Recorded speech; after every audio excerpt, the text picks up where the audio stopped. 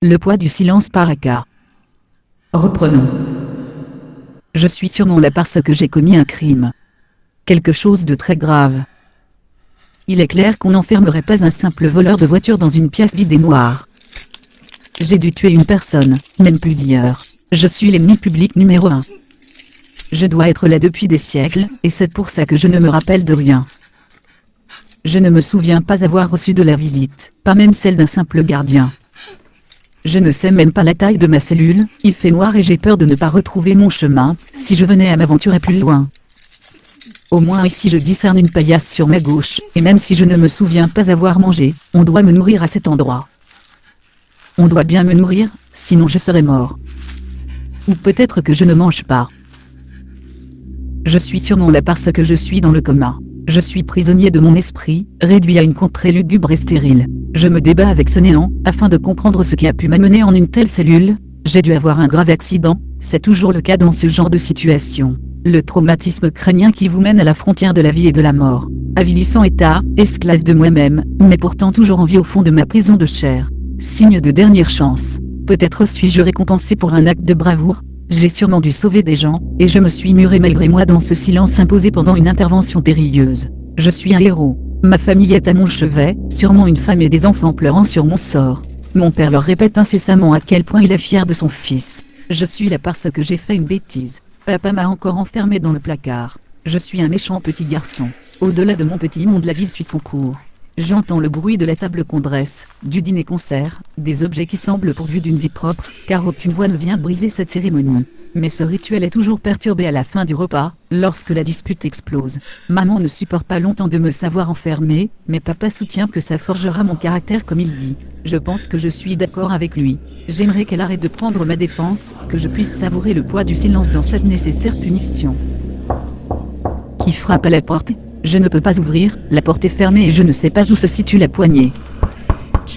Pitié, partez. Si mon père se rend compte que je vous parle, il va être très en colère. Oh mon Dieu, j'ai peur.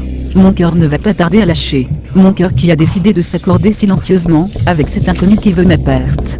Tout de bat désormais à l'unisson. À chaque coup ma cage thoracique se déforme, manifestation physique de cette terreur qui déchire mon cerveau.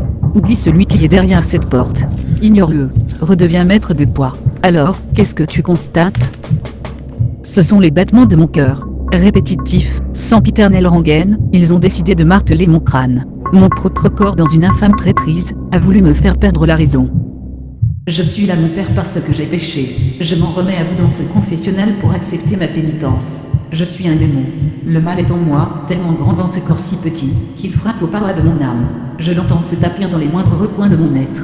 Il n'a plus aucun secret pour moi. Je suis là parce que je suis enfermé dans un corps qui n'est pas le mien. Telle une carcasse vide que j'anime, je sais tout de lui.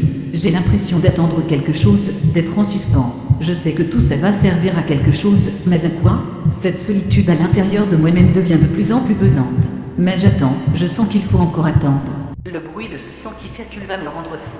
La vie est bizarrement faite. Les moments de bonheur n'ont l'air d'être que des moments d'accalmie. Comme si ma force était jugée, un peu de repos pour avoir le courage suffisant de remonter, c'est tout.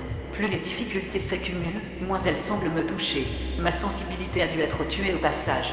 Mais je suis toujours perdu dans un tas de questions. Pourquoi tout ça ? Vers quoi est-ce que je vais ? Serai-je un jour satisfait ? Mais qu'est-ce que je raconte ? Ce corps en veut à mon esprit, il souhaite que je le quitte. Mais pour aller où ? Retourner au néant qui m'entoure, supporter le vacarme de ce silence, le bruit assourdissant des atomes, s'entrechoquant dans cette grande pièce vide. Mais bon Dieu, pourquoi je suis là ? Il faut que je me calme. Je suis au-dessus de tout ça, de ces bruits, du mal. Je suis là parce que je suis mort. Je suis perdu à jamais dans un infini d'espace et de temps. Je suis un fantôme désincarné sans le moindre souvenir. Ce néant m'appartient, il est mon éternité. J'en ai fait mon territoire. Je n'ai plus à me préoccuper de ces tam-tams païens assourdissants. Ils sont à moi, ils sont moi. Je suis là parce que je suis Dieu. Reprenons.